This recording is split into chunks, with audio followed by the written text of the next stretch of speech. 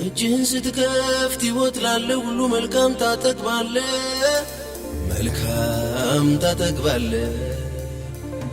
የሰራዊት ጌታ ቅዱስ እግዚአብሔር እንዴት ደግ አምላክ ነህ፣ እንዴት ደግ አምላክ ነህ። እጅህን ስትከፍት ሕይወት ላለው ሁሉ መልካም ታጠግባለህ፣ መልካም ታጠግባለህ። የሰራዊት ጌታ ቅዱስ እግዚአብሔር እንዴት ደግ አምላክ ነህ፣ እንዴት ደግ አምላክ ነህ። እንደምን አረፈዳችሁ። የጌታ ስም የተባረከ ይሁን።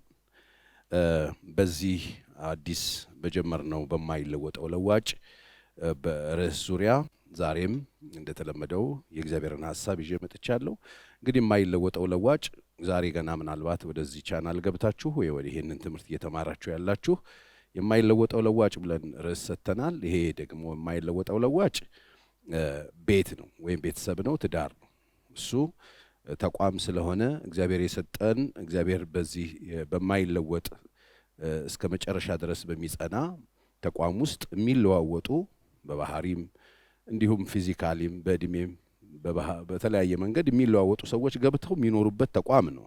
በዚህ ተቋም ውስጥ ሰዎች ገብተው እንዴት መኖር እንዳለባቸው የምናስተምርበት እንደገናም ደግሞ ስለዚህ ስለማይለወጠው ተቋም ሰዎች እንዲረዱ የሚያስፈልገውን ነገር ሁሉ የምንሰጥበት የትምህርት ክፍለ ጊዜያችን ነው። እዚህም ያላችሁ ወጣቶች እንዲሁም ደግሞ በዚህ ደግሞ የሌላችሁ በተለያየ ስፍራ ሆናችሁ የምታዳምጡ ሰዎች ዛሬ የተወሰነ ነገር ልናገር የመጣሁት አሁን ኢሹ ሆኖ በከተማችንም እንዲሁም በቤተ ክርስቲያንም በተለያዩ ስፍራዎች ላይ በዚህ በፍቺ ዙሪያ የሚነሱ ሀሳቦች አሉ። ባለፈው ሳምንት ነግሬያችኋለሁ። እንግዲህ ሰዎች ተግባቦት እንዴት እንደሚቸገሩ ቦዲ ላንጉጅን መስማት እንዴት እንደሚያቅታቸው እነዛ ነገሮች በኋላ ይዘውት የሚመጡት ባክፋየር በጣም ከባድ እንደሆነ እነዛ ነገሮች ላይ የተወሰነ ግንዛቤ ሰዎች እንዲይዙ ትንሽ ነገር ተናግሬያለሁ። ዛሬም እንግዲህ በስሜት የሚገለጠው በፊት ገጽታ ብቻ አይደለም። ስሜት በተለያየ በንግግርም በእጅ እንቅስቃሴም በእግር እንቅስቃሴም ባካሄድ ባቀማመጥ ሰዎች ቋንቋን ሊያስተላልፉ እንደሚችሉ መታወቅ አለበት። ይሄ ይጠፋቸዋል ብዬ አይደለም፣ ግን ከምንም ከቁም ነገር ስለማንቆጥራቸው እነሱ ነገሮች ይዘውት የሚመጡት ጦስ ትልልቅ እየሆነ ስለሆነ እነሱ ላይ በጣም ጥንቃቄ ማድረግ አለብን። እነዚህ ነገሮችን ተረዳን ማለት በስሜት በሰልን ማለት ነው። እነዚህ ነገሮችን ተረዳን ማለት እነዚህ ነገሮችን ሰዎች ገብቷቸው ቤት ውስጥ ኖሩ ወይም ደግሞ እነዚህ ነገሮችን ተረድተው መኖር ቻሉ ማለት ቤታቸውን በዘላቂነት ጣፋጭ አድርገው የማኖር እድል ይኖራቸዋል ማለት ነው። በተለይ የሰዎች ድምፅ አልባ ቋንቋዎችን መረዳት ሲችሉ ማለት ነው። ስለዚህ በእነዚህ ነገሮች ላይ የተወሰነ መሻሻል ካደረግን የታመሙትን ቤቶች ጠጋግነን የወደቁትን እንደምንም ብለን አንስተን ሰዎቹ በሕይወት እስካሉ ድረስ ማከምና እንደገና ቤቶችን ለመስራት የምንችልበት እድል ይሰጠናል። ስለዚህ እነዚህ ነገሮችን መረዳት አለብን። ወንዶችም ሴቶችም ቤታችን ውስጥ አብረን የምንኖራቸውን ባሎች ወይም ሚስቶቻችንን በዚህ አቅጣጫ የሚያስተላልፏቸውን መልእክቶች ነገሬ ብለን ሰምተን ኦኬ ከፍቷታል፣ አዝናለች፣ ተደብራለች፣ አሁን ያለበት ሁኔታ ጥሩ አይደለም፣ ተናዷል፣ የሆነ ነገር ሆኗል፣ ያየናቸው ነገሮች ላይ እርምጃዎች መውሰድና በነዛ ነገሮች ላይ የተወሰነ ሕክምና ማድረግ ይኖርብናል። እኛው ራሳችን ማንም ስለማይመጣልን። ዛሬ እኔ አንድ ኬዝ ባልና ሚስቶቹ ብዙ ተጣልተው አያውቁም፣ ክፉና ደግ ተነጋግረው አያውቁም እና የተጣሉ ቀን አይኗን አወጣው። የተጣሉ ቀን ከዛ በፊት ብዙ የተለየ ነገር የለውም፣ ግን ቦዲ ላንጉጆች ነበሩ፣ ምልክቶች ነበሩ። ትናንትና ወዲያ የነበረኝ ኬዝ እንደዚህ አይነት ኬዝ ነው። ብዙ ንግግሮች የሉ የምታያቸው አንዳንድ ብስጭቶች፣ አንዳንድ ካራክተር ለውጦች ምናምን ነበሩ። ፋይናሊ ግን ውግትግት አድርጎ ራሱን የሚያጠፋበት ሁኔታ አለ። እንደዚህ አይነት ኬዞችም አሉ። ስለዚህ ሰዎች የሚያሳዩቸውን አዳዲስ የባህሪ ለውጦችን፣ ምልክቶችን፣ ሳይኖችን እንደ ሬድ ፍላግ ወስደን እነሱ ነገሮች ላይ በጥንቃቄ ዋጋ ሰጥተን መስራት አለብን። እነሱን ማንሰራ ከሆነ በእነዚህ ነገሮች ላይ ስሜታችን እየበሰለ አቋም እየወሰድን እየተማርን በእነዚህ ነገሮች ላይ ግንዛቤዎች እየያዘን የማንመጣ ከሆነ ዋጋ የምንከፍልባቸው ሁኔታዎች በጣም እየጨመሩ ይመጣሉ። አሁን እንደምትሉት ሰዎች ይላሉ፣ እናንተ አንዳንድ ኮሜንቶችም አያለው፣ ቸሬ እያስተማርክ ነው፣ ግን ፍቺ በጣም እየጨመረ ነው እናንተ ትላላችሁ፣ እንደውም እናንተ ከመጣችሁ ነው ፍቺ እየጨመረ ይላሉ። ከዚህ በላይ በጣም ይጨምራል። አሁንም ይሄንን የምንለውን ነገር የማይሰሙ ከሆነ በዚህ ዙሪያ የሚሰሩ ሰዎችን የማያዳምጡ ከሆነ ሰዎች ከዚህ በላይ ፍቺ እየጨመረ የሚመጣበት እድል አለ። ምክንያቱም ቁጭ ብለን መስማት አለብን። ዛሬ ያገባችሁ ሰዎች፣ አብራችሁ በትዳር የምትኖሩ ሰዎች የትዳር አጋሮቻችሁን አዳዲስ ነገሮችን እይታ ውስጥ ከታችሁ በደንብ ተረርታችሁ እነዛ ነገሮች ላይ ማስተካከያ እርምጃዎች መውሰድ አለባችሁ። የታመሙትን ማሳከም አለባችሁ። ከተቻለ ሰዎች በዚህ ሙያ ላይ የሚሰሩ ሰዎችን ማሳተፍ በጣም ጥሩ ነው። እኛ ሀገር የተለመደው ሰው ባልና ሚስት ሲጣሉ ዘሎ ቤተሰብ ነው ጠርቶ ቤተሰብ እዛ ውስጥ እንዲገባ ያደርጋል። እንደዚህ አይደረግም። ቤተሰብ የጋብቻ አማካሪ አይደለም። እናት የጋብቻ አማካሪ አይደለችም። አባት የጋብቻ አማካሪ አይደለም። ወላጆች፣ ጓደኞች የጋብቻ አማካሪ አይደሉም። በዚህ ጉዳይ ላይ መጥተው አስተያየት የሚሰጡትና ሀሳብ የሚሰጡ ሰው እንደውም ችግሩን በጣም እየባሰ እንዲሄድ የሚያደርገው ነገርን ሊፈጥርብን ይችላል። ስለዚህ በተቻለ መጠን እኔ ምን እላለሁ፣ ሰው መኪና ሲታመምበት አባትና እናት ጠርቶ አያሰራም። የሚንቀሳቀስበት መኪና መካኒክ ይፈልጋል እንጂ ለመኪናው እናትና አባት ቤተሰብ ሰብስቦ የመኪና ይኸው አስቸገረ ተብሎ ሰዎች ይህን ሊያደርጉ አይችሉም። ስለዚህ በተቻለ መጠን ሜሬጃችንም ሲታመም በዚህ ዙሪያ የእምነት አባቶቻችሁን እንዲሁም ደግሞ ሙያው ያላቸው በዚህ ነገር ላይ ቆይታ ያደረጉ ልምዶ ያላቸው ሊረዱን የሚችሉ ሰዎች ጋር ብንወስደው በጣም ጥሩ ነው የሚሆነው። ስለዚህ የታመሙ ቤቶች ይታከማሉ። የታመሙ ቤቶችን ጊዜ ሰጥተን ነገሮቹን፣ ሳይኖቹን፣ ምልክቶቹን ካየን በኋላ በነዛ ነገሮች ላይ ማሻሻያ ጠጋግነን ማቆየት ማጣፈጥ የምንችልበት እድል እንዳለ በዚህ አጋጣሚ ልናገር እፈልጋለሁ።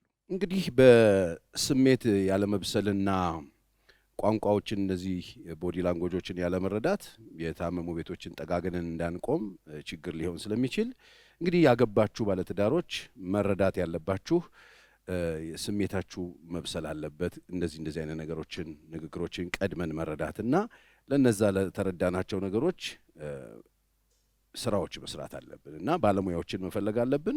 እንዲሁ በዚህ ጉዳይ ላይ የሚሰሩልን ሰዎች መጠጋትና ከነሱ ጋር መነጋገር ይኖርብን። በማይለወጠው ለዋጭ ውስጥ እንግዲህ ትዳርን ይዘን እንቆይ ከተባለ የምናደርጋቸው ነገሮች እነዚህ ናቸው። ህመሞችን ለማስታገስ ወይም ለማከም የሚያስፈልገን ነገር አንደኛ ባለሙያ ነው የሚያስፈልገን። ይሄ ዝም ብለን እየተሰበሰብን የምናቦካውን ነገር ማቆም አለብን። ምክንያቱም አሁን በጣም ብዙ ሰው እየተጋባ እንዳልኳችሁ እየተፋታ ያለበት ሁኔታ ነው ያለው። በጣም ፍቺ ጨመረ፣ ዋናው በጣም ችግር እየባሰ ነው ምናምን ብለን ስላወራን ከችግር ልንወጣ አንችልም። ስለዚህ በደንብ ስሙ። እዚህም ያላችሁ እዛም ያላችሁ ይሄን መስማት አለባችሁ። ስለዚህ ዋናዎቹ የፍቺ መጨመር ምክንያት የሆኑትን ፖይንቶች ዛሬ እናገራለሁ። ከዛ በፊት ግን አንድ ሁለት የመጽሐፍ ቅዱስ ክፍል ማንበብ ፈልጋለሁ። የእግዚአብሔር ቃል በአንደኛ ቆሮንጦስ ምዕራፍ 7 ላይና የኤፌሶ ምዕራፍ 4 እንደዚህ ይላል መጽሐፍ ቅዱስ። ላላገቡና ለመበለቶች ግን እላለሁ እንደ እኔ ቢኖሩ በእነርሱ መልካም ነው። ነገር ግን በምኞት ከመቃጠል መጋባት ይሻላልና ራሳቸው መግዛት ባይችሉ ያግቡ ብሎ ይናገራል። እንደኔ ብትሆኑ ደስ ይለኛል፣ ግን የምትፈተኑ ከሆነ ፈተና ውስጥ እንዳትገቡ የተለያዩ ሴትና ወንዶችን የተቧደናችሁ ተቀማመሱ አይደለም ያለው፣ አግቡ ነው የሚለው መጽሐፍ ቅዱስ። በምኞት ከመቃጠል ተጋቡ ብሎ መጋባትን ሲያበረታታ ታያለች። እንደኔ ብትሆኑ ደስ ይለኛል ከቻላችሁ፣ ባይቻላችሁ ግን አግቡ ይላል። ሚስትም ባሏን አትለያይ፣ አትፋታ ማለት ነው። ፍቺ አያስፈልግም፣ አትለያይ። ብትለያይ ደግሞ ሳታገባ ነው መኖር ያለባት እንጂ ይሄን አግብቼ ያኛውን ጨምሬ ይሄን ፈትቼ ያኛውን ይዤ እየተባለ የሚኖር አይደለም። ሳታገባትን ወይም ከባሏ ጋር ትታረቅ ነው የሚለው። ስለዚህ ዛሬ የተለያዩ ሰዎች ትንሽ ጊዜም ቆዩ ብዙ ጊዜም ቆዩ ሲታረቁ በጣም ግራ የምትጋቡ ሰዎች ምንድን ነው እንዴ? መጽሐፍ ቅዱስ እኮ የሚለው እሱን ነው። ሌላ ታገባ አይደለም የሚለው። ሳታገባ ትኑር። ሳታገባ አርፋ የምትቀመጥ ከሆነ ይኸው አርፋ የምትቀመጥ ከሆነ ይኸው መጽሐፍ ቅዱስ ከአቅም በላይ የሆነ ችግር ካለ፣ ለህይወት የሚያሰጋ ነገር ካለ፣ ፈተናው በጣም የሚጨምር ከሆነ፣ ጤናን በጣም የሚያውክ አይነት ሁኔታ ካለ ሳታገባ ትኑር ነው የሚለው መጽሐፍ ቅዱስ። አለበለዚያ ግን ከባሏ ጋር ትታረቅ ነው የሚለው። ስለዚህ የተጣሉ ሰዎች እንዲታረቁ ነው። አሁን ጠጋግነን እንምላችሁ ይሄንን ነው። የተጎዳ ቤት፣ የታመመ ቤት፣ ችግር ውስጥ ያለን ቤት ምን እናድርገው ሲባል አክመን እንደገና እንዲስተካከል ማድረግ ነው። ከተቻለ እንደሱ አድርጉ ነው የሚለው። ይህንን ነው የእግዚአብሔር ቃል የሚናገረው። ወይም ከባሏ ጋር ትታረቅ፣ ባልም ሚስቱን አይተዋት ብዬ የተጋቡትን አዛቸው። እኔ አይደለሁም ይህንን እኔ አይደለም ጌታ ነው የሚያዘው ብሎ እንግዲህ መጽሐፍ ቅዱስ እንደ ዳኛ የምንወስድ ከሆነ ለሁለት ማንዳክር ከሆነ ሶስተኛውን ጣልቃ ገብ ወደ ህይወታችን ወደ ቤታችን ማስገባት ከፈለግን የእግዚአብሔር ቃል የሚያዘን ይሄንን ነው። ስለዚህ የታመሙ ሰዎች መታከም አለባቸው። አሁን ፍቺው ቁጥሩ እየጨመረ ነው ያለው። ከዚህ በላይ አሁንም ወደፊት እየጨመረ ነው ይመጣው። ዋና ዋና የፍቺ ምክንያቶች እየጨመሩ የመጡት እኛ ስላላስተማረን የኔ ቢጤዎች በዚህ ነገር ላይ ስላልሰሩ አይደለም። ብዙ ሰው ግንዛቤ ስለሌለው ነው። የጨመረባቸውን ዋና ዋና ምክንያቶች ልነግራችሁ ፈልጋለሁ። አንደኛ ሰዎች ስለ ትዳር የነበራቸው ክብርን በቃ መቀነስ፣ ቦታ ማጣት፣ ለትዳር ያላቸው ቫልዩ እየቀነሰ መምጣቱ አንዱ ፍቺን እየጨመረ የመጣው ነገር ምናምን የሚል አስተሳሰብ ይዞ ሰው ትዳር ውስጥ ሞክረው እየተባባለ መግባቱ አንዱ ችግር ሆኗል። ለትዳር የነበረን ክብር፣ ለትዳር የነበረን ቦታ ቀንሷል። ወደዳችሁም ጠላችሁም እንደ ትናንትናው አይደለም። ከዚህ በፊት የነበሩት አባቶች እንደነበሩበት ዘመን አይደለም። ትዳር ክብሩን እያጣ ሞገሱን እያጣ፣ ትዳር ብቻ አይደለም ሽምግልና ወጉን ስርዓቱን እያጣ፣ እጮኝነት ስርዓቱን እያጣ የነበረው ነገር በጣም እየተበላሽ፣ ድንግልና ስርዓቱን እያጣ ቦታውን እያጣ፣ ሰዎች ቫልዩ ይደረጉ የነበሩ ነገሮችን ግድ የለሽ ሆነው ቦታ እየነሱት ሲመጣ እየተፈጠረ ያለ ሁኔታ ነው። ስለዚህ ፍቺን ምንድነው እንዲያሻቅብ ያደረገው ከተባለ ለትዳር የምንሰጠው ቦታ መቀነስ። ዛሬ ወላጆች ለልጆቻቸው ትዳርን ቫልዩ እያሳዩ ያሳድጋሉ ወይ? ያደጉት ሰዎች ደርሰናል የሚሉ ሰዎች የትዳር ቫልዩ ገብቷቸዋል? ትዳር ምንድን ነው የሚለው ነገር ፍቺው ተገኝቷል ወይ? ሚስጥሩ ተገኝቷል ወይ? መጽሐፍ ቅዱስ ይህ ሚስጥር ታላቅ ነው ብሎ ያስቀመጠው ሚስጥር ነው። ይህንን ታላቅ ሚስጥር እንዴት ነው እየተመለከትን ያለ ነው የሚለው ነገር በጣም ወሳኝ ነው። ስለዚህ እዛ ጋር ያለው መቀጣጠን፣ እዛ ጋር ያለው ስንፍናና ለዛ ነገር ቦታ ማጣታችን ጉዳዩን በጣም ችግር የለውም። በቃ አንዳንድ ሰው በውክልና በቃ ሂድና ጨርሽልኝ፣ ሂድና ጨርስልኝ እያለ በዚህ ነገር ላይ የሚያደርገው ግዴለሽነት ጉዳዩን በጣም አሳሳቢ እያደረገው መጥቷል። ስላልተማረ ብቻ ነው። ሁለተኛ ቅድመ ጋብቻ ትምህርት ሰዎች አለመማራቸው። አብዛኞቹ ህመምተኛ ቤቶች፣ አብዛኞቹ ችግር ውስጥ ያሉ ቤቶች በእኛም ቢሮ የሚመጣው እንዲሁም በከተማ ላይ አሁን የሚያዳምጡኝ ቤቶቻችሁ ላይ ችግር ውስጥ ወደ ፍቺ እየሮጣችሁ ያላችሁ ሰዎች አንዱ ምክንያታችሁ ምንም አታቁም። ቅድመ ጋብቻ አለመማር ነው። እኔ አሁን ያየሁት ነገር ምንም ሳይዝ ሰው በመራቢያ አካል ጋብቻ የሚመሰርት ሰው ያሳዝነኛል። ስለዚህ ቅድመ ጋብቻን አለመማር አንዱ የትዳር ወይም የፍቺን ጭማሮ እያመጣብን ያለ ነገር ነው። ፍቺ እየጨመረ የሚሄድበት እድል አሁንም ይፈጥራል። ስለዚህ ምናልባት ይህንን ቅድመ ጋብቻ የሚቀጥለው ሳምንት ላይ ማነሳው ይሆናል። ከዚህ በኋላ በማይለወጠው ለዋጭ ስናወራ ቢፎር ሜሬጅም አፍተር ሜሬጅም ነው እንግዲህ ቅድመ ጋብቻም ድህረ ጋብቻም ላይ አንዳንድ ፖይንት ነው እየጣልን የምንሄደው። ምንም አናቋርጥም። ምንችለውን ሁሉ አድርገን የራሳችንን ድርሻ ኃላፊነታችንን እንወጣለን። ስለዚህ የቅድመ ጋብቻ ያልተማራችሁ ሰዎች መማር አለባችሁ። አንዳንድ ሰው ስለ ድሮ አባቶቻችን ተምረው ነው፣ ድሮ አባቶቻችን አውቀው ነው ይላል። ድሮ አባቶቻችሁ እንዴት እንደኖሩ ለምን እንደኖሩ አሳያቸዋለሁ። በሚቀጥሉት ነጥቦች ላይ እናነሳቸዋል። ቅድመ ጋብቻ የነበረው ሁኔታ እነሱ እንደዛ እንዲሆኑ አድርጎላቸዋል። እኛ ቅድመ ጋብቻው የሚጠይቀውን ኃላፊነት ኮሚትመንቱን እዛ ውስጥ ገብተን ልናደርገው የሚገባውን ነገር ቁጭ ብለን መማር አለብን። አባትነት ምንድን ነው? ባልነት ምንድን ነው? ሚስትነት ምንድን ነው? እናትነት ምንድን ነው? አብረውን መኖር ምንድን ነው? ጾታ ምንድን ነው? ወንድ ምንድን ነው? ሴት ምንድን ነው? እንዴት ነው ግጭት የሚፈታው? እንዴት ነው አብረን የምንኖረው? አንድ ናቸው ማለት ምን ማለት ነው? ከዛ በኋላ ስንኖር እንዴት ነው የምንኖረው? ከቤተሰብ ጋር እንዴት ነው የምንኖረው? ማህበራዊ ኑሯችን እንዴት ነው የሚሆነው? እንዴት ነው ገንዘብ የምናስተዳድር? እነዚህ ነገሮች በጣም ጥልቅ ናቸው። ስለዚህ ይህንን ባለመማር ሌላኛው የጋብቻውን ማሻቀብ ምክንያት ሆኖ ተገኝቷል። ይሄ ነው። የብዙ ሰዎች ምንም አያውቁም፣ ከሬዳሽ ናቸው። የራሱ ጉዳይ ብለው ነገሩን አቃለው እያዩበት ያለ ሁኔታ አሳሳቢ አድርጎታል፣ እየጨመረ እንዲመጣ አድርጎታል። ሌላው ሴቶች በባሎቻቸው ላይ የነበራቸው ጥገኝነት እየቀነሰ መምጣት። ወገኖቼ ከዚህ በፊት የነበሩት ቤቶች ላይ ይኖሩ የነበሩ ሴቶች ወይም ደግሞ የትዳር አጋር ተደርገው የሚገቡት ሴቶች የነበራቸው ተጽዕኖ ትዳራቸው ላይ ምንም ማለት በሚቻል ሁኔታ በዜሮ የነበረ ነው። ቀደም እንደነገርኳችሁ የነበሩት አባቶች በነበሩበት ዘንድ ምንም አይነት የኢኮኖሚ እንትን አልነበራቸውም። ኃላፊ ድርሻ 92 መሰለኝ የተሻሻለው የቤተሰብ ሕግ ላይ ፈርመው እንኳን ዕቃ ያገባና ያላገባ እንዲሆን ኃላፊነት መንግስት እግዚአብሔር ይስጠው የተወሰነ ማሻሻያ የቤተሰብ ሕግ ላይ ስላደረገ መጡ። የኢኮኖሚ ጥገኞች ነበሩ። ባል የፈለገውን ይቆርጣል፣ ይሸጣል፣ ይፈልጣል።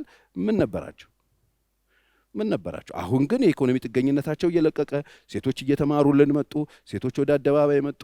ሴቶች እድል እያገኙ መጡ። ገንዘብ ማግኘት ቻሉ። ችግሮችን መጋፈጥ ቻሉ። በራሳቸው መኖር ቻሉ። መሸመት ቻሉ። መግዛት ቻሉ። መሸጥ ቻሉ። አንዳንድ ለውጦች አመጡ። ይሄንን አንድ ለማድረግ የሚችል ወንድ የትኛው ነው? ስለዚህ የበታችነት ስሜት በአንድ ጊዜ መጥቶ ሲደቁሰው ሮጦ ወደ ፍቺ የሚሄድበት ሁኔታ እየተፈጠረ ነው። ምክንያቱም እየተረገጠች ትናንትና የኖረች ሚስት ዛሬ እየተረገጠች ትኖራለች ማለት አይደለም። ትናንትና እንደ ልቡ ሰው የፈለገውን እየዘረዘረ በኢኮኖሚ የበላይነቱን ተቆጣጥሮ የፈለገውን እየሸጠና እየገዛ በፈለገበት እያደረ እየወጣ እየገባ የሚኖረው ነገር ጠፋ። እሱ እየቀነሰ ሲመጣ ምን ሆነ? የፍቺው ቁጥር እየጨመረ መጣ። የተለየ ሌላ ሴጣን ቤት አገራችን ላይ መጥቶ አይደለም ገለጥለጥለጥለጥ አለ። አሁን ዓለም እየተቀላቀለች ያለችበት ጊዜ ላይ ሴቶች በባሎቻቸው ላይ ጥገኝነታቸው እየቀነሰ ሲመጣ ይሄንን ሃንድል ማድረግ አቅም ያላትን ሴት፣ ገንዘብ ያላትን ሴት ወይም ደግሞ መስራት የምትችል ሴት፣ መብት ያላትን ሴት ሃንድል ማድረግ የሚችል ወንድ እየጠፋ ስለመጣ በዚህ ምክንያት የፍቺው ቁጥር እየጨመረ መጥቷል። ሴቶች እኩልነታቸው አይደለ በመንግስት እንኳን ያው 50-50 ተብሎ አሁን ይዝለቅ አይዝለቅ አላቅም፣ ግን መብታቸው እየተከበረ መብታቸውን እያስከበሩ አቅማቸው እያደገ መምጣቱ የፍቺውን ቁጥር አሁን ይሄ በጎ ነው የሚመስለው። በጣም ደስ የሚል ነገር ነው ደሞም ነው። በሴቶች አቅማቸው እየጨመረ መምጣቱ፣ መብታቸው እየተጠበቀ መምጣቱ፣ ነገሮችን እየጨመሩ በነገሮች ላይ መብት የያዙ መምጣታቸው፣ እኩልነታቸው። አሁን እኮ ሴቶች ቤት አላቸው። ቤት ተመዝግበው እኮ ኮንዶሚኒየም ይኖራቸዋል። በስማቸው እኮ መሬት መግዛት ችለዋል። በስማቸው መኪና መግዛት ችለዋል። መውጣት መግባት ችለዋል። ቢዝነስ ማን ሆነዋል። ወጥተዋል እኮ ቢዝነስ ውመን ነው አይደለ ሆነዋል። ወጥተው እነሱ የፈለጉትን ማድረግ የሚችሉበትን እድል እያገኙ ነው። ይሄ ነው። ይሄ አሁን ለጋብቻ መከራ ነው ወይ? መከራ መሆን አልነበረበትም። ግን አቅም ያላቸው መብት ያላቸውን ሰዎች መግዛት የምንችል ወንዶች አይደለንም።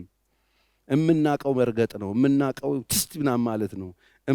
እምናቀው የፈለግነውን ነገር እያደረገን በሴቶች ላይ መረማመድ ነበረ የነበሩት አባቶች። ቀድሞ ትዳር ይቆይ ነበር የምትሉኝ አብዛኞቹ ሰዎች ይጠይቁኛል። ቀድሞ የነበረው ትዳር ምን አይነት ትዳር? አብዛኛው ባህላዊ ትዳር ነው። ሴት መብት ነበራት።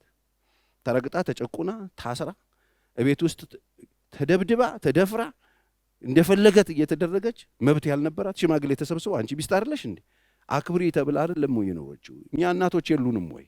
ስለዚህ ወደ ኋላ እኮ መለስ ብለን ወላጆቻችንን መጠየቅ ነው። እንዴት ኖርሽ በሏቸው እስቲ። ብዙ ወላጆች የኖሩት እውነት ባል ሚስት ሃንድል ተደርጋ በትክክል ተይዛን የኖረችው? አብዛኛው እናት ስለ ልጆች አይደለ ያለው? ለምን ያልፈታሹ እንደዚህ እየደበደበሽ እንደዚህ እያደረገች ሲባሉ አብዛኞቹ የኖርኩት ለልጆቼ በበትን በእንጀራ እናት ይወድቁብኛል ብዬ ብለው ነው። አሁን ደግሞ ተማሩ ልጆች፣ ወጣቶች ተማሩ፣ ሴቶች ተማሩ።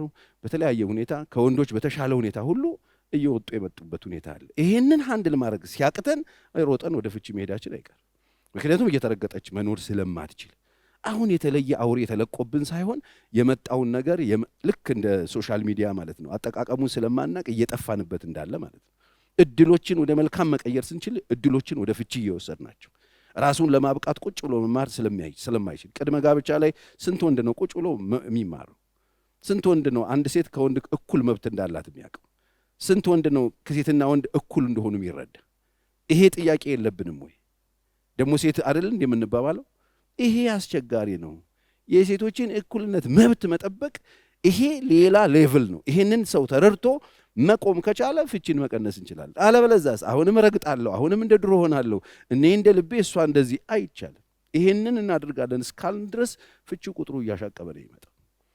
አሁን የፍቺው ቁጥር የጨመረው በምንድን ነው ካላችሁኝ፣ እንግዲያው ሴቶች ሴትነታቸው ጠፍቶ ወንዶች ወንድነታቸው ጠፍቶ ሳይሆን ይሄንን የመጣውን ባህሉ ይዞብን የመጣውን ነገር መለውጥ ሃንድል ማድረግ ስላቃተን፣ ይሄንን እኩል መብት እንዳለን መረዳት ስላቃተን። ይሄ መጽሐፍ ቅዱሳዊ ነው። መጽሐፍ ቅዱስ ወንድና ሴት አድርጎ ፈጠራቸው፣ እግዚአብሔር ባረካቸው የሚለው ሁለቱም የተባረኩ ናቸው። ይህንን ግን ይዘነው ኖረን ነበር ወይ? አይመስለኝም።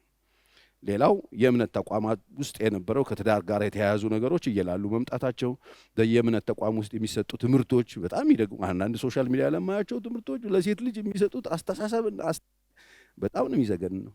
እና ይሄን ህይወትና ኑሮ የትኛዋ ሴት ናት ተቀብላ መኖር የምትችለው? እንደ አህያ እየተረገጠች ልትኖር የምትችል ሴት? አሁን ይሄ ለሴት ተነስቼ የቆምኩ እንዳይመስላችሁ፣ እውነት ነው። አሁን የፍቺው ቁጥር እየጨመረ ነው። ከዚህ በላይ እየጨመረ ነው ይመጣው። ማሻሻያ ካላደረግን፣ ወንዶች ራሳችሁ ላይ ካልሰራችሁ፣ በተለይ ያላገባችሁ ወንዶች እዚህ ያላችሁ ብዙ ሁላችሁም አላገባችሁም፣ በዚህ ላይ በጣም ጠንቃቃ መሆን አለባችሁ። ይህንን ሃንድል ማድረግ የምንችልበትን እውቀት መያዝ አለበት። ዝግጅት ያስፈልገናል። የሚመጡት ሰዎች መብት ያላቸው ሰዎች፣ ፈቃድ ያላቸው፣ ነጻነት ያላቸው፣ ምርጫ ያላቸው እናንተን መርጠው እስካገቡ ድረስ በስነ ስርዓት ሃንድል ማድረግ አለባቸው። እኩል መብት እንዳላቸው አውቀን እኩል ነገሮችን ማስኬድ እንድንችል አንዳችን ለአንዳችን የምንሰጠው ክብር ባልቀነሰ በጣም በጥንቃቄ ሃንድል እያደረግን በፈቃደኝነት ነው ሴት የምትገዛው፣ ወንድም በፈቃደኝነት ነው ሚስትን መግዛት የሚችለው። እነዚህ ነገሮች ላይ ካልሰራችሁ፣ ራሳችሁን ካላዘጋጃችሁ የምታፈርሱት ቤት የምትሰሩበት እድል እየሰፋ ይመጣል። የእምነት ተቋማት ውስጥ ያለው ነገር እንዳልኳችሁ ነው። በጣም ልል እየሆነ ነው። እኔ የትኛው ጋር እየተሰራ እንደሆነ ብዙ እርግጠኛ አይደለሁም። አሉ የተወሰኑ፣ ግን በዚህ ልክ አልነበረም። ምክንያቱም ቤት በቀጣይነት እንዲኖር በቋሚነት በየቤተ እምነቱ የትዳርም ቫልዩ ዋጋ፣ ትልቅነት በእንዴት መመራትና መያዝ እንዳለበት መሰጠት አለበት። በዛ ላይ ደግሞ ቅልል መደረጉ እሱ ችግሩን እያባባሰው ከትዳር ጋር የተያዙ ህጎች መላላት አሁን እንደ ትናንትናው አይደለም። ሰው ሄጄ እፈታለሁ ካለ ችግር የለውም፣ ቡክ ያደርጉላችሁና ቀጠሮ ይዘው ያፋቷችኋል። ለምን እንዴት ብሎ አሉ የተወሰኑ ማሰቢያ ጊዜ ይሰጧቸዋል። የእናንተ ቤት ፈረሰ ኖረ ምናምን አገባቸው።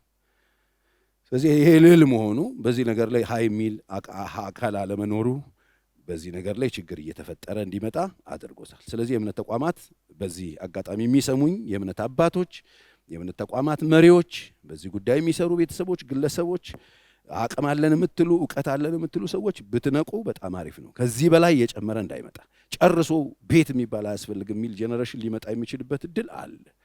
ስለዚህ በወንድና በሴት መካከል ያለውን የእኩልነት፣ በወንድና በሴት መካከል ያለ መብት፣ በወንድና በሴት መካከል ያለ ልዩነቶችን አስታርቆ ስለመኖር ግንኙነቶቻቸው ላይ በጣም ጸንተው እንዲቆሙ መሰራት አለበት። የህግ አካላትም በዚህ አቅጣጫ ሊሰሩ የሚገባቸው ነገር አለ። መጽሐፍ ቅዱስ እንግዲህ ከቻላችሁ እንደኔ ሆኑ፣ ካገባችሁ ግን አትውጡ፣ ፈተና ካለ ተጋቡ፣ ችግር ካለ ሳታገቡ ለመኖር ነው፣ ካለበዛ ግን ታረቁ ነው የሚለው። አሁን ምናልባት ያጣላን የእውቀት ችግር ከሆነ እዚህ ነገር ላይ እርምጃ እንድንወስድ ለማሳሰብ ነው የምፈልገው። ክብር ለእግዚአብሔር ይሁን። እንግዲህ ትዳር ውስጥ ሁልጊዜ የማይቀሩ ልዩነቶች አሉ። በፍጹም ልዩነቶቹ አይጠፉም። የልዩነት ውበት ነው። እኔ 5 ልጆች የሰጠኝ ልዩነት አለ። ልክ በጾታ እንደምንለያየው በሀሳብ ልንለያይ እንችላለን። በተለያዩ ነገሮች ተለያይተን ነው የምንኖረው። የተለያየውን ነገር ግን አንድ አድርገን ነው የምንኖረው። በምን ሲባል ይኸው ዳኛው የእግዚአብሔር ቃል ወንድ እንደ ወንድ ነው፣ ሴት እንደ ሴት ነው። ስለዚህ አንዳችንን ያለንና የተሰጠንን ነገር በመረዳት ቤታችንን በትክክል መያዝ ይኖርብናል። ሌላው የዘመናዊ አኗኗር ነው አሁን ችግር እየፈጠረ የመጣው። ትዳርን ቀንበሩን በጣም ያከበደው አሁን እንደ ድሮ አይደለም። እኔ ብዙ ጊዜ እናገራለሁ፣ በባዶ በጨበጣ ነው እኔና ሚስቴ ተጋብተን ዝም ብለን ኑሮ የጀመርነው። አሁን ግን ዘመናዊ አኗኗሩ ሁኔታ እየተቀየረ መምጣቱ ሰዎች ትዳር የሚመስላቸው የዘመናዊ ኑሮ ስለሆነ ስለ ጋብቻው ሲያስቡ ገና ጭንቀቱ፣ ስለ ቬሎ ያስባሉ፣ ስለ ካሜራው ያስባሉ፣ ስለ ሊሞዚኑ ያስባሉ፣ ስለሚገቡበት ቤት ቪላ ያስባሉ፣ ስለ ሃኒሙን ያስባሉ፣ ስለሚሄዱባቸው ሀገሮች ያስባሉ፣ ስለ ቫኬሽናቸው ያስባሉ። ከዛ ይህን ሁሉ ነገር ሲያስቡት እሱ ሌላ መከራ ቀንበሩን በጣም አክብዶት ሰዎች ጋብቻን ወደ ማይፈልጉበት ደረጃ እያደረሰው ነው ያለው። ፈተና ነው በቃ። ሰዎች ስለ ጋብቻ ሲያስቡ እነዚህ የተንቦረቀቁ ነገሮችን ያስባሉ። በሰላም ለመኖር እየተቸገርን ነው ያለ ነው። ስለዚህ ዘመናዊ እናኗረን መጥላቴ አይደለም። ዘመናዊ ካላችሁ ችግር የለውም። ግን ህይወት እሱ አይደለም። ያለቀና የተከሸነ ነገር ውስጥ እናትና አባቶቻችሁ ገብተው አይደለም እናንተ የመጣችሁት አይደለም። ዋጋ ከፍለው ከታች ጀምረው ሰርተው በጋራ ዋጋ ከፍለው ነው የኖሩት። ዋጋ መክፈልን የማይፈልግ ትውልድ እየተፈጠረ ነው። ይሄንን ደግሞ መቋቋም ስላቃተው አሁን የተለዩ ነገሮች ለትዳር መደረግ አለባቸው ብሎ ሲያስቡ ያፈርሱታል። ይሄ የማይደረግ ከሆነ ይቅር፣ ይሄን የማታረግ ከሆነ፣ እንደዚህ ማንሆን ከሆነ፣ እንደዚህ ቤት የማይኖር ከሆነ፣ እንደዚህ አይነት ትምህርት ቤት ልጆች የማይማሩ ከሆነ ይቅር ብለው ሰዎች ይሄ ዘመናዊ ኑሮ ይዞት የመጣውን ነገር ትዳሩ መሸከም አይችልም። ትዳር ቀልብ ያላቸው እንጂ ወይ ግንዛቤ ያላቸው እንጂ ገንዘብ ያላቸው ሰዎች የሚኖሩበት አይደለም። የኑሮ ህይወት ውድድር ውስጥ ገብተው ስቃይ የሚበሉ ሰዎች የሚኖሩበት አለመሆኑን ማወቅ አለብን። ይሄ በጣም ወሳኝ ነው። የመጨረሻ ፖይንቴ ነው የሚሆነው። የፍቺ የፈጸሙ ሰዎች ደግሞ በማህበረሰቡ ዘንድ የነበራቸው ተጽዕኖ መቀነስ። ድሮ አንድ ሴት ፈታች ሲባል ቤተሰብም ጋር ሀፍረት አለ፣ ማህበረሰቡም ያገል ነበረ። እኔ አሁን ፍቺ የፈጸሙትን ሁሉ ያገሉ እያልኩኝ አይደለም፣ ግን አሁን ያሻቀበበት የጨመረበት አንዱ ምክንያት ኖርማል ነው። ፈታች ኦኬ በቃ ግቢ ነው አቅልለን ማሰባችን ማህበረሰቡ ጋር የነበረው የባህል ተጽዕኖ ነበር። ለምንድን ነው የምትፈታው? ለምንድን ነው የሚፈታው? መፍታት ያሳፍር ነበር። ፍቺ መፍታት በጣም ነውር ነበር። በቤተሰብም ነውር ነው፣ በሀገር በጎረቤት ነውር ነው፣ በዘመድ አዝማድ ነውር ነው። ለምንድን ነው ይባል ነበር። አሁን ብዙ አይደለም። ፈታ እንኳን ፈታሽ ከትየንተናም ፈታን የመጣችው ጦስሽን ውሰድናም ተብሎ ቅልል ማድረግ ማህበረሰቡ ጋርም ያለው ነገር ኖርማል አድርጎ ማሰብ የፍቺውን ቁጥር እየጨመረ እንዲመጣ አድርጎታል። ስለዚህ አሁን ፍቺ እየጨመረ ይመጣል ወይስ እየቀነሰ ይመጣል ካላችሁኝ እየጨመረም እየቀነሰም እንዲመጣ ማድረግ የሚችለው ይሄ የሚሰማ ማህበረሰብ እዚህም ያላችሁ ሰዎች በዚህ ነገር ላይ ያላችሁ ግንዛቤ ጤናማ ከሆነ ልናደርገው የሚገባንን ጥንቃቄ የምናደርግ ከሆነ የፍቺውን ቁጥር ልንቀንስ እንችላለን።